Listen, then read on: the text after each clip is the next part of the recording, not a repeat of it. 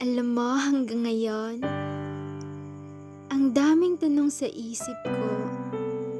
Katulad ng tanong na bakit iniwan mo ako? Bakit ano ba yung nagawa ko para sabihin mo na na-fall out of love ka?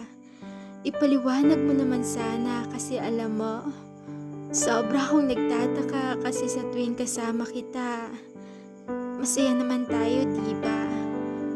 Wala naman tayong naging problema. Kaya sobra akong nabigla nang sabihin mo na na-fall out of love ka. Kasi alam mo, hindi mapayapa yung puso ko, lalo na yung isip ko. Kasi ang daming tanong na sumasagi sa isipan ko.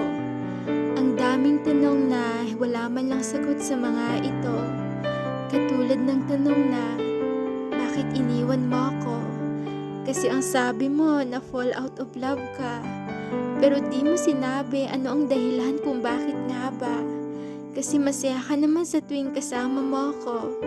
Wala naman naging problema ang relasyon nating binuo. Ako pa nga ang nag-a-adjust, diba? Para lang maging okay tayo. Pero bakit naman ganito? Ang sabi mo na fall out of love ka.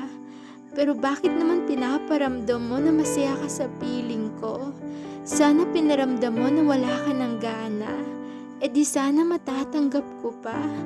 Di yung bibiglain mo na lang ako at sasabihin mo na iiwan mo ako.